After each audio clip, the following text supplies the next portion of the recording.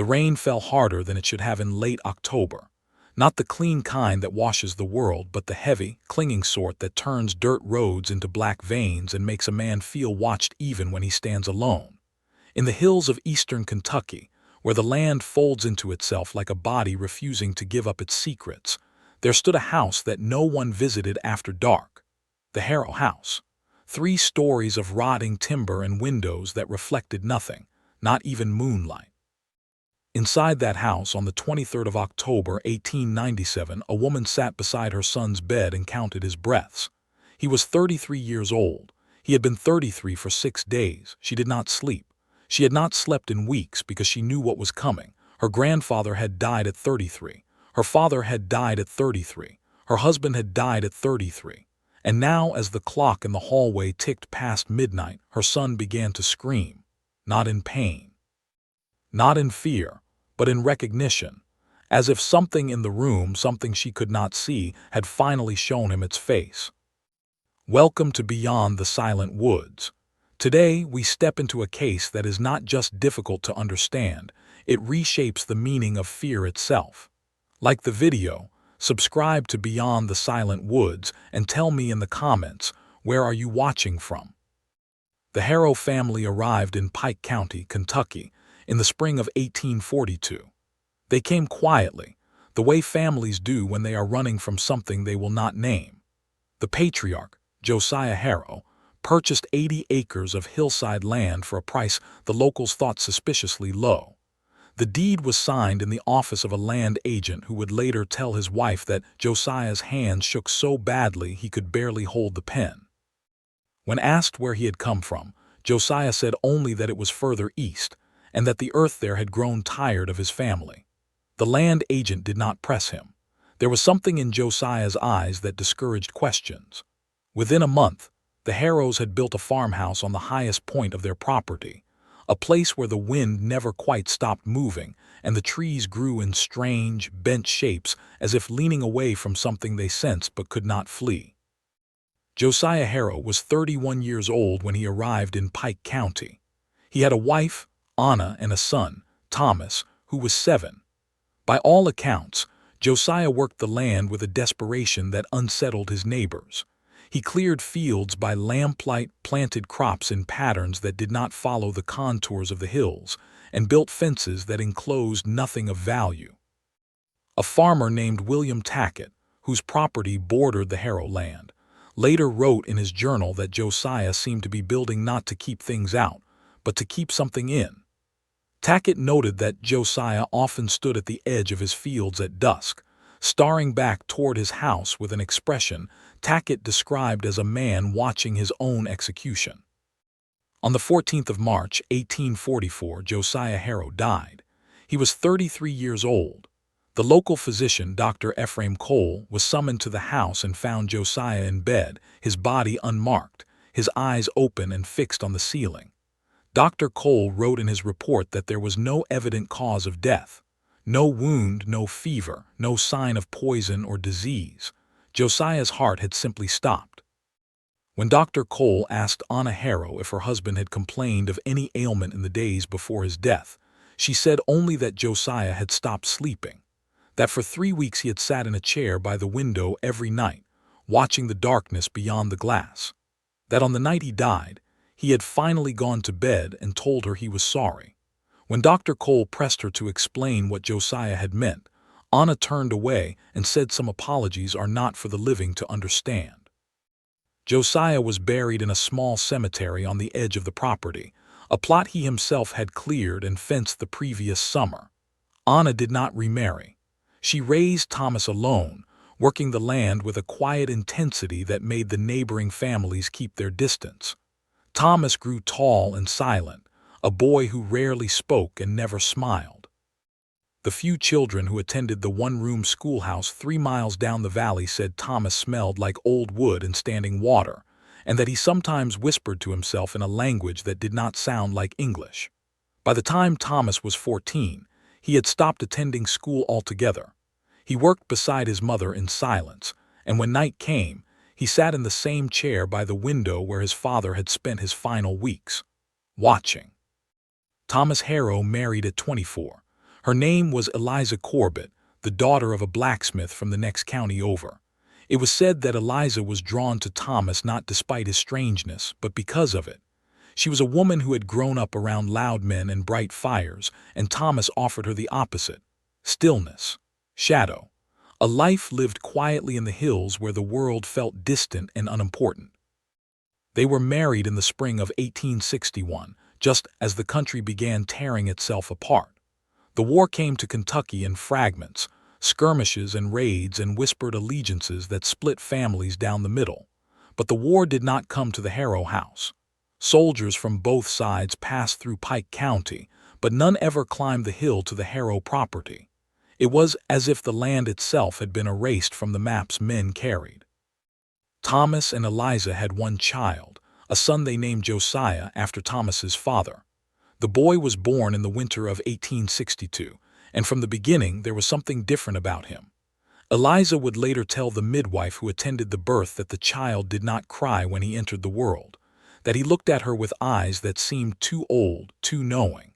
The midwife, a woman named Constance Deal, left the Harrow house that night and never returned. When asked why, she said only that some births are not meant to be witnessed, and that the child she delivered was not entirely there. When pressed to explain, Constance fell silent and would not speak of it again. 3 years later, she moved to Virginia and told her daughter that the hills of Pike County had grown too heavy and that the air tasted like iron. Thomas Harrow died on the 9th of November, 1875. He was 33 years old. Dr. Cole, now elderly and half-blind, was again summoned to the Harrow house. He found Thomas in bed, his body unmarked, his eyes open and staring at something no one else could see. Dr. Cole's report was brief. No evident cause of death. Heart stopped. When asked if Thomas had been ill, Eliza said only that her husband had stopped sleeping 3 weeks prior. That he had spent every night sitting in the chair by the window. That on the night he died, he had turned to her and said he was sorry, and that he hoped the boy would be stronger than he had been. Dr. Cole asked what Thomas meant by stronger. Eliza did not answer. She buried her husband beside his father and grandfather in the small cemetery on the hill, and she raised young Josiah alone, and she began to count the years. If you're still listening, take a moment to like the video, subscribe to Beyond the Silent Woods, and tell me in the comments, where are you watching from? Young Josiah Harrow grew into a man under the shadow of a pattern his mother could not bring herself to name. Eliza watched him with a quiet terror that never left her eyes. She marked his birthdays not with celebration, but with a kind of grim accounting, as if each year survived was a year stolen from something that was owed. By the time Josiah was 20, he knew the story of his father, his grandfather, and his great-grandfather. He knew the ages at which they had died. He knew about the sleepless weeks, the apologies, the unmarked bodies. But Eliza never told him why, because she did not know, or perhaps because she knew and could not bear to speak it aloud. In 1886, when Josiah was 24, a journalist from Lexington arrived in Pike County. His name was Marcus Holt, and he was writing a series of articles about the remote communities of Appalachia, the families who had lived for generations in the hills and hollows far from the reach of modern America. Marcus heard rumors of the Harrow family from a shopkeeper in the town of Pikeville, a man who mentioned in passing that there was a family up in the hills who buried their men young. Marcus, intrigued by the macabre detail, decided to visit.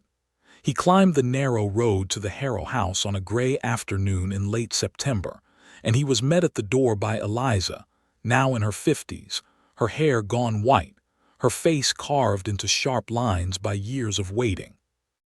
Marcus Holt's article was published in the Lexington Observer on the 4th of October, 1886. It is one of the few contemporary accounts of the Harrow family that survives.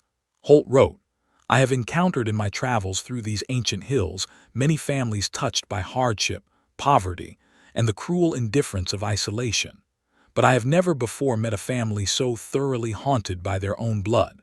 Mrs. Eliza Harrow speaks in the careful tones of a woman who has learned not to hope. Her son, Josiah, is a man of 24, tall and thin as a shadow, with eyes that seemed to look past the present moment into some fixed and terrible future. When I asked him if he feared the fate of his forebears, he told me that fear implies uncertainty and that he has none. He knows, he said, what waits for him. He has always known. Marcus Holt spent 3 days at the Harrow house. In his notes, later donated to the Kentucky Historical Society, he recorded conversations that never made it into his published article. Josiah told him that the men of the Harrow line dream the same dream in the months before they die. A dream of a room with no windows and no doors, where something waits in the corner just beyond the light. Josiah said the dream begins around the age of 30, and that it grows clearer each night, until by the age of 33, the men can see what waits in that corner. And when they see it, they understand. Marcus asked what they understand. Josiah said that is the part no one who survives can know. Marcus wrote in his notes that he left the Harrow house on the 3rd day because he had begun to dream of a windowless room, and he did not want to know what his mind would place in the corner. Josiah Harrow married in 1889. Her name was Catherine Bell, a schoolteacher from the town of Prestonsburg, a woman of education and modern sensibility who had read about the Harrows in Marcus Holt's article and had, against all reason, become fascinated. She wrote to Josiah in the spring of 1889, a letter that still exists in the archives of the Pike County Historical Society.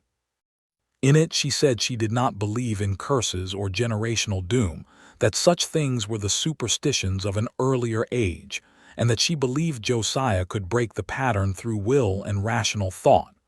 Josiah wrote back. His letter was brief. He told Catherine that he appreciated her optimism, but that the pattern was not superstition. It was fact. He told her that if she wished to marry him, she must understand that their time together would be short, and that any son they had would inherit what he had inherited.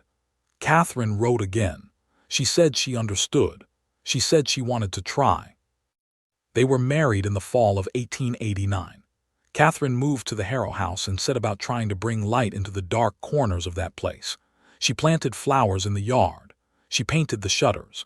She opened the windows and let air move through the rooms for the first time in years.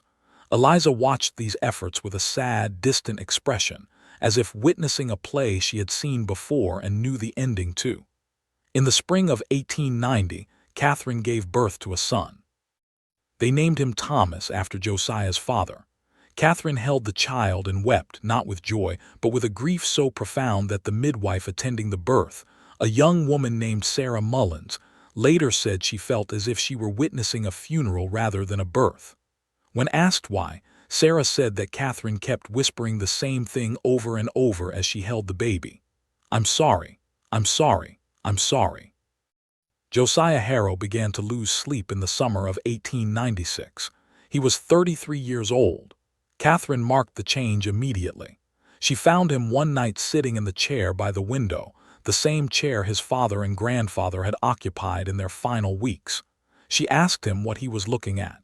Josiah said he was looking at the space between the trees, where the moonlight does not reach. He said something was moving there, something that had been moving there all his life, and that he was finally beginning to see it clearly. Catherine begged him to come to bed. Josiah said he would soon, but he did not. Night after night he sat in that chair, and night after night Catherine lay awake in their bed and listened to him whisper. She could not make out the words. She was not sure they were in English. On the 15th of October, 1897, Catherine Harrow wrote a letter to her sister in Prestonsburg. The letter is part of the Pike County archives. In it, Catherine described the past 3 weeks. She wrote, "Josiah has not slept in 17 days. He sits by the window and speaks to something I cannot see. He apologizes constantly, though he will not tell me for what. Last night I woke to find him standing over Thomas's bed, staring down at our son with an expression of such sorrow that I could not breathe. When I asked him what he was doing, he said he was saying goodbye. I do not know how much longer I can bear this. I feel as if I am living in a house that is slowly sinking into the earth, and that no matter how I struggle, I cannot stop the descent." Josiah Harrow died on the 23rd of October, 1897. He was 33 years old. Dr. Raymond Collier, who had taken over the practice after Dr. Cole's death, arrived at the Harrow house to find Josiah in bed, his eyes open, his body unmarked. Dr. Collier's report noted no evident cause of death. When he asked Catherine if Josiah had been ill, she handed him the letter she had written to her sister and told him to read it. Dr. Collier read the letter and then looked at Catherine for a long time. He asked if she believed her husband had been cursed. Catherine said she did not know what she believed anymore. She said only that her son was 7 years old, and that in 26 years he would be 33.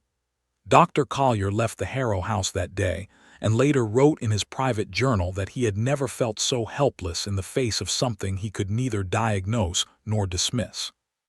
If you're still listening, take a moment to like the video, subscribe to Beyond the Silent Woods, and tell me in the comments, where are you watching from? Catherine Harrow did not bury her husband immediately.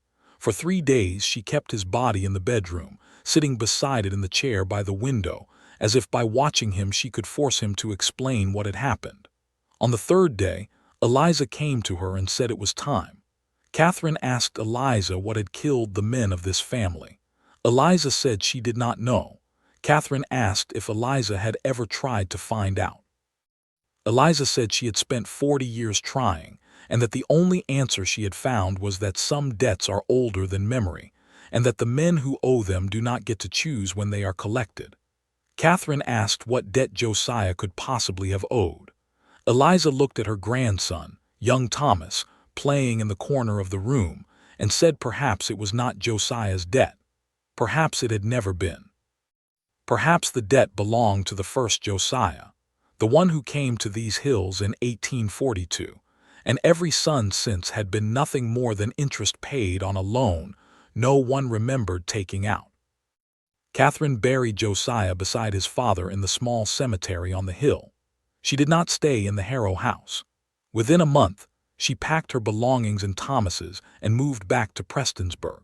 She took a position teaching at the school where she had worked before her marriage, and she raised her son in a small house on the edge of town, far from the hills and the rotting farmhouse, and the cemetery where 4 generations of Harrow men lay buried at the age of 33. She told Thomas nothing of his father's death, nothing of the pattern, nothing of the dreams. She believed, as Catherine had always believed, that knowledge and reason could break what superstition had built. She was wrong. Thomas Harrow grew up in Prestonsburg, a boy who seemed by all accounts unremarkable. He attended school, played with other children, learned to read and write and do sums. He had friends. He laughed. He seemed, his teachers said, entirely normal. Catherine allowed herself, for the first time in years, to hope. Perhaps distance had been the answer. Perhaps by removing Thomas from the house, from the land, from the weight of accumulated grief, she had severed whatever invisible thread connected him to the fate of his forebears. But hope is a fragile thing in a story like this. And the thread, it turned out, was not so easily cut. When Thomas was 14, he began to have nightmares. He woke screaming in the middle of the night, his sheets soaked with sweat, his eyes wild. Catherine held him and asked what he had dreamed. Thomas said he did not know. He said he could not remember. But as the weeks passed, fragments began to surface. A room with no windows, a corner just beyond the light, something waiting. Catherine's blood turned cold. She asked Thomas if he had ever heard his father speak of such a dream. Thomas said no. He said he had never heard his father speak of anything because his father had died when Thomas was 7, and Catherine had never told him how. Catherine realized then that the dream was not learned. It was inherited. It was in the blood. Catherine returned to the Harrow house in the spring of 1907. She had not been back in 10 years. The house was falling apart, the roof sagging, the windows broken, the yard overgrown with brambles and wild grasses. Eliza had died 2 years earlier and no one had maintained the property. Catherine walked through the empty rooms, the floors creaking beneath her feet, the air thick with dust and decay. She went to the bedroom where Josiah had died, where his father had died, where his grandfather had died. She stood in front of the window and looked out at the trees, at the space between them where the moonlight did not reach. She tried to see what they had seen. She saw nothing, but she felt something. A weight, a presence, a sense of being observed by something that had been waiting a very long time. In the attic, Catherine found a trunk she had never seen before. It was old, older than the house, the wood dark and warped, the lock rusted shut. She pried it open with a crowbar she found in the barn.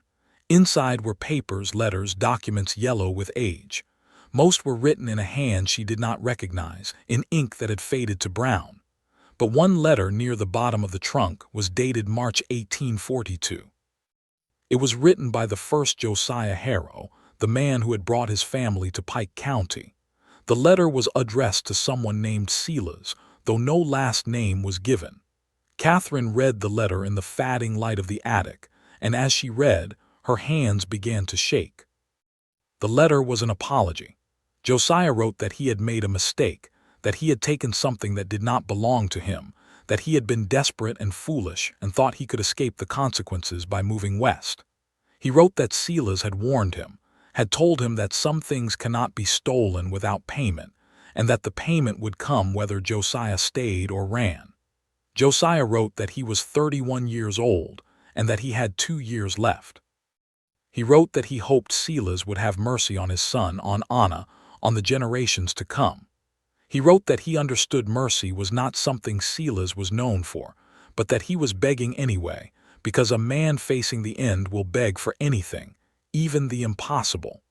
The letter ended abruptly, the final line unfinished, as if Josiah had been interrupted or had simply lost the will to continue.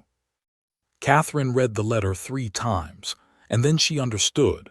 The debt was real, it had a beginning, and unless she could find out who Silas was and what Josiah had taken, it would have no end. Catherine spent the next 2 years searching. She traveled to county clerks' offices, to libraries, to historical societies across eastern Kentucky and into Virginia. She spoke to elderly men and women who remembered the old families, the old stories, the old names. She asked if anyone had heard of a man named Silas who lived in the region in the 1830s and 40s. She found nothing. No records, no deeds, no grave markers. It was as if Silas had never existed, or as if he had been carefully erased. In 1909, Catherine hired a private investigator from Cincinnati, a man named Albert Cross, who specialized in genealogical research. Albert spent 3 months combing through archives in Virginia, West Virginia, and Kentucky. He found references to a family named Harrow who had lived in the mountains of western Virginia in the early 1800s, but the trail went cold in 1840. No records of a sale of property. No records of a move, just absence. Albert told Catherine that it was as if the family had simply vanished and then reappeared in Kentucky 2 years later. Catherine asked if Albert had found any reference to someone named Silas. Albert said he had not, but he said he had found something else. In the archives of a small church in Tazewell County, Virginia, Albert discovered a record of a trial that had taken place in April of 1840. The trial was brief, poorly documented, but it involved a man named Josiah Harrow, who was accused of theft. The details of what was stolen were not specified in the record, but the outcome was clear. Josiah was found guilty and ordered to return what he had taken. The record noted that Josiah claimed he no longer had the item in question, that it had been lost. The record also noted that the man who brought the accusation, the man Josiah had stolen from, was not named. He was referred to only as the injured party. At the bottom of the final page, in a hand different from the rest of the document, someone had written a single sentence. The debt will be paid in blood, 33 years for every generation, until the line is ended. Catherine sat in her small house in Prestonsburg and stared at the copy of the trial record Albert had sent her. She understood now. Josiah Harrow had stolen something from a man named Silas in Virginia in 1840. Whatever he had stolen, it was valuable enough, sacred enough, that Silas had placed a curse on Josiah and all his male descendants. 33 years, the age at which Christ was crucified, the age of sacrifice. Catherine realized that every son in the Harrow line was being offered up, one by one, as payment for whatever Josiah had taken. She realized that her son, Thomas, now 16 years old, had 17 years left. If you're still listening, take a moment to like the video, subscribe to Beyond the Silent Woods, and tell me in the comments, where are you watching from? Catherine did the only thing she could think of. She tried to break the curse. In the winter of 1910, she traveled to Virginia with Thomas. They went to Tazewell County, to the site where the trial had taken place, to the old church where the records had been kept. The church was abandoned, the roof collapsed, the pews rotting. Catherine and Thomas walked through the ruins, searching for anything that might give them a clue. In the basement, they found a grave. It was unmarked, the stone worn smooth by time, but it was there, tucked into a corner beneath the church, as if whoever was buried there had been hidden away. Catherine hired a local man to dig. Beneath 3 feet of earth they found a coffin. Inside the coffin was a body, or what remained of one, and clutched in the skeleton's hands was a small wooden box. Catherine opened the box. Inside was a piece of paper, folded and brittle with age. The paper was a contract written in the same hand as the trial record. It was dated February 1840. The contract was between Josiah Harrow and a man identified only as Silas. The terms were simple.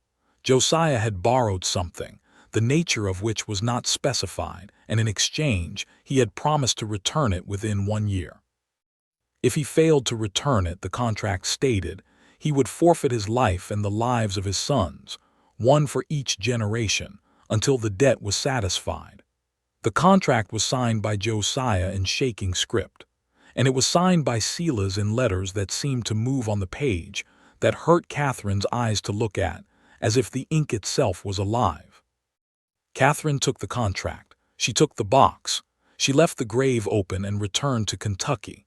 She showed the contract to a lawyer in Prestonsburg, a man named Henry Dalton, and asked if there was any legal way to void it. Henry read the contract and then looked at Catherine as if she had lost her mind. He told her the contract was not legally binding. It was not notarized, it had no witnesses, and it referenced terms that were not defined. He told her that no court in the country would recognize such a document. Catherine asked if that meant her son was free. Henry said he did not know what it meant because the contract, legal or not, seemed to have been enforced for 70 years. He advised Catherine to burn it, to destroy the box, to forget she had ever found it. Catherine did not burn it. She kept it. Because somewhere in the back of her mind, she believed that if she could find Silas, or find what Josiah had stolen, she could return it and end the cycle. Catherine never found Silas. She never found what had been stolen. And in the spring of 1923, Thomas Harrow began to lose sleep. He was 33 years old. He was married to a woman named Margaret, and they had a son, a boy named Josiah, who was 4. Thomas had spent his entire adult life knowing what was coming, and yet when it arrived, he was not prepared. No one ever is. He sat in the chair by the window of his house in Prestonsburg, not the Harrow house, but his own house, and he stared into the darkness. Margaret begged him to see a doctor. Thomas said there was no point. He said the doctors had never been able to explain it, and they never would because the cause was not medical. It was older than medicine. Margaret asked what he meant. Thomas told her about the dream, about the room with no windows, about the thing in the corner. He told her he could see it now, every night, more clearly than he could see her. Margaret asked what it was. Thomas said he did not know. He said it did not have a shape, not exactly. He said it was more like a presence, a weight, a certainty. He said it was waiting for him, and that when the time came, he would go to it because he had no choice. Because men in his family never did. Thomas Harrow died on the 11th of May, 1923. He was 33 years old. Dr. Samuel Pierce found no cause of death. Margaret buried her husband in the town cemetery, not in the Harrow cemetery on the hill, because she refused to let him rest with the others. She raised young Josiah alone, and she told him everything. She told him about the curse, about the contract, about the man named Silas, and the thing that waited in the corner of a room with no windows. She told him because Catherine had tried to protect Thomas by hiding the truth, and it had not worked. Margaret believed that if Josiah knew, if he understood, he might be able to fight it. She was wrong. Young Josiah grew up in the shadow of his father's death. He was a serious child, quiet and watchful. He did well in school, went to college, became an accountant. He married a woman named Louise in 1938, and they had a son, whom they named Thomas. Josiah did everything he could to live a normal life. He did not speak of the curse. He did not think about the dream. He told himself that he was different, that he was stronger, that he had been warned and therefore could prepare. But preparation, he would learn, means nothing in the face of inevitability. In the summer of 1956, Josiah Harrow began to lose sleep. He was 33 years old. The dream came as it had always come, a room with no windows, a corner beyond the light, something waiting. Josiah told Louise he was fine. He told her he was just stressed from work. But Louise knew. She had heard the stories from Margaret, who was still alive and living with them. Margaret watched her grandson sit by the window at night, and she wept because she had seen this before and she knew how it ended. Josiah lasted 3 weeks. On the night he died, he turned to Louise and said he was sorry. He said he had tried to fight it, but that it was not something that could be fought. He said the thing in the corner was not a monster, not a demon. It was something worse. It was an obligation, a debt that had to be paid. And then he closed his eyes and did not open them again. Josiah Harrow died on the 19th of August, 1956. He was 33 years old. Dr. Franklin Morris found no cause of death. Louise buried her husband beside his father in the Prestonsburg Cemetery, and she raised Thomas alone, and the cycle continued. Thomas Harrow died in 1989 at the age of 33. His son, Josiah, died in 2022 at the age of 33. Each death the same. Each man sitting by a window, staring into darkness, whispering apologies to something no one else could see. Each man dying in bed, unmarked, unexplained, at exactly 33 years of age. 7 generations, 180 years, and no one had been able to stop it. If you're still listening, take a moment to like the video, subscribe to Beyond the Silent Woods, and tell me in the comments, where are you watching from? In the spring of 2023, I received a letter. It was from a woman named Rachel Harrow, the widow of the most recent Josiah, the man who had died the previous October. Rachel had heard about my podcast, about the cases I investigated, and she wanted to tell me her husband's story. She wanted someone to document what had happened to the Harrow family, because she believed that if enough people knew, if enough attention was brought to it, someone might finally understand. I agreed to meet her. We sat in her living room in a suburb of Lexington, Kentucky, and she handed me a box. Inside were letters, photographs, the trial record from 1840, the contract from the grave, and journals kept by generations of Harrow men and women. Rachel said she wanted the world to know that her husband had not been insane, that he had not been sick, that something real, something ancient had taken him. I told her I would look into it. I spent 6 months researching the Harrow family. I traveled to Pike County, to the site of the old Harrow house, which had finally collapsed in the 1980s. I walked through the cemetery where 4 generations of Harrow men are buried, their headstones identical except for the names and dates. I spoke to descendants of families who had lived near the Harrows, to historians, to archivists. I found references to the trial in Virginia, to the man named Silas, but I found nothing that explained who he was or what Josiah had stolen. It was as if Silas had existed only in relation to the Harrows, as if he had no life, no history, beyond the curse he had placed. I hired a researcher to dig deeper into the records in Tazewell County. She found something I had not expected. In the basement of the county courthouse, in a box of unprocessed documents from the 1800s, she found a letter dated March 1841. The letter was from a local pastor, a man named Reverend Thomas Albright, to the bishop of the diocese. In the letter, Reverend Albright described a disturbing incident that had occurred in his parish. A man named Josiah Harrow had come to him in the middle of the night, confessing that he had stolen a relic from a traveler passing through the mountains. The traveler, Reverend Albright wrote, was not an ordinary man. He was rumored to be a mystic, a practitioner of old arts, someone the local people called a walker between worlds. Josiah had stolen a small object from the traveler's wagon, believing it to be valuable, perhaps gold or silver. But when Josiah opened the object, he found inside not treasure but something he could not describe, something that moved, something that spoke. Josiah returned the object immediately, but the traveler, whom Reverend Albright identified as Silas, told Josiah that the object had already marked him, that by opening it, Josiah had made a connection, and that connections once made could not be unmade. Silas told Josiah that he would take payment, one son for every generation, until the line ended or until someone returned what Josiah had truly taken, not the object itself, but the knowledge it had given him. The Reverend's letter ended with a note of despair. He wrote that he did not know how to help Josiah because the matter was beyond the reach of prayer or salvation. It was a matter, he said, of cosmic accounting. I sat in my office and read that letter a dozen times. The knowledge the object had given him, what did that mean? What knowledge could be so dangerous, so forbidden that it would require generations of payment? I went back to the journals kept by the Harrow men. I reread their descriptions of the dream, of the room, of the thing in the corner, and I began to notice something I had missed before. Each man, in the final days before his death, wrote about a realization, a moment of understanding. They did not describe what they understood, but they all used the same phrase, I see it now. I finally see it. What did they see? What was the knowledge Josiah had taken? I traveled to Virginia one last time. I went to the site of the old church where the trial had been held, where Catherine Harrow had found the grave and the contract. The church was gone, demolished years ago, but the basement remained, a dark hole in the ground overgrown with weeds. I climbed down into it. I found the corner where the grave had been.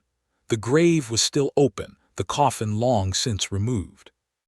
But carved into the stone wall above the grave was a symbol, something I had not seen in any of the photographs or records. It was a circle, bisect to be a line, with 3 smaller circles at each intersection. I took a photograph and sent it to a colleague who specialized in occult symbology. She identified it immediately.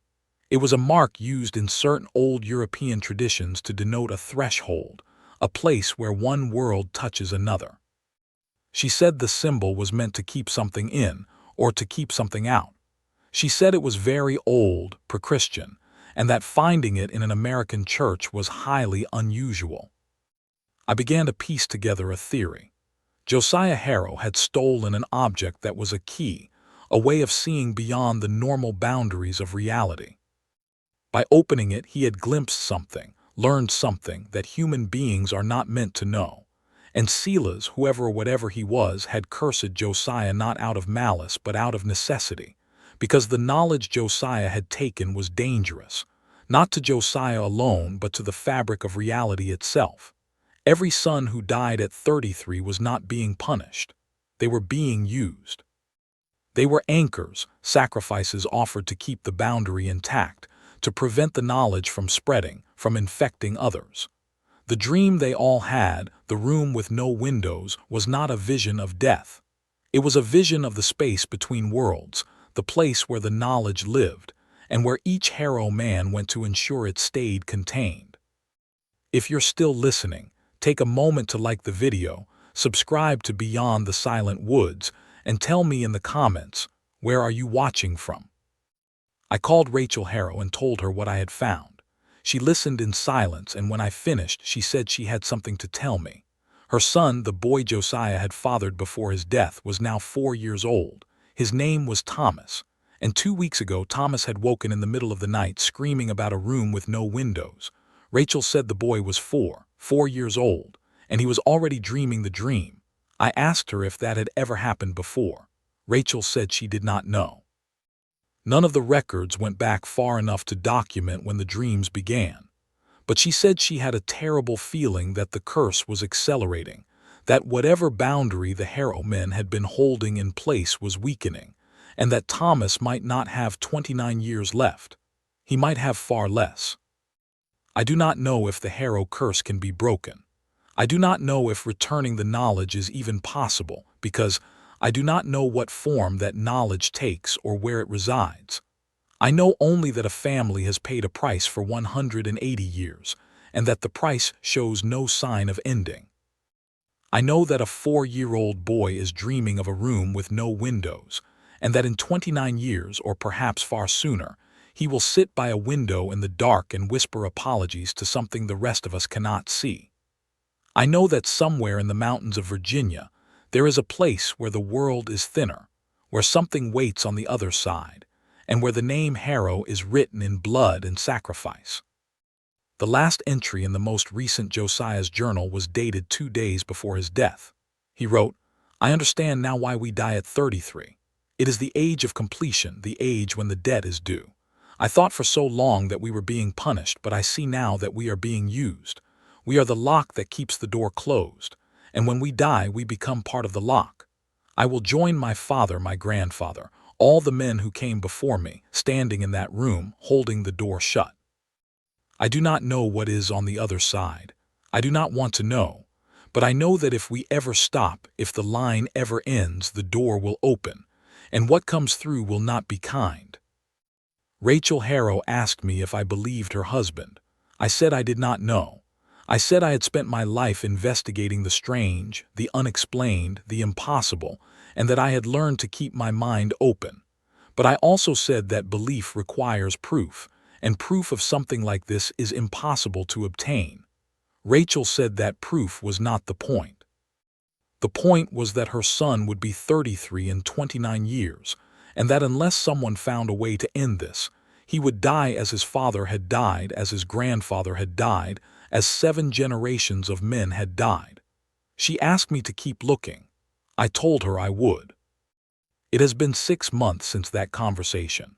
I have continued to search, to dig through archives, to speak with historians and occultists and anyone who might have a piece of the puzzle. I have found nothing new. The trail ends in 1840 with a man named Silas, a stolen object, and a curse that has endured for nearly 2 centuries. I have dreams now sometimes. Not the Harrow dream, not the room with no windows, but dreams of standing on the edge of something vast and dark, something that pulls at me with a gravity I cannot resist. I wake from these dreams feeling as if I have been marked, as if by investigating the Harrows, I have brushed against the same knowledge that destroyed Josiah. I do not know if this is paranoia or intuition. I do not know if I should stop. But I will not stop, because a child is dreaming and because the Harrow family deserves an answer. They deserve to know why their sons are taken, what they are protecting, and whether the sacrifice will ever be enough. I will keep searching. I will keep asking questions. And if I find the answer, I will share it here on this podcast so that anyone who listens will know the truth, even if the truth is something we were never meant to understand. The Harrow house is gone now, collapsed into the earth, reclaimed by the hills that have kept this secret for so long. The cemetery remains high on the ridge, the headstones standing like silent witnesses to a history of loss. If you visit, and I do not recommend that you do, you will feel it. The weight in the air, the sense of being watched, the certainty that something is waiting, not in malice but in patience. Because curses, real curses, do not rage, they do not hurry. They simply wait, as mountains wait, as rivers wait, as the earth itself waits for all debts to be paid. There is one question I cannot answer, one question that haunts me more than any other. If the Harrow men are the lock that keeps the door closed, what happens if the line ends? What happens if young Thomas, when his time comes, does not have a son? Will the door finally open? Or will the curse find another way, another family, another line of blood to consume? I do not know, and I am not sure I want to find out. This is Beyond the Silent Woods. Until we meet again, stay curious, stay cautious.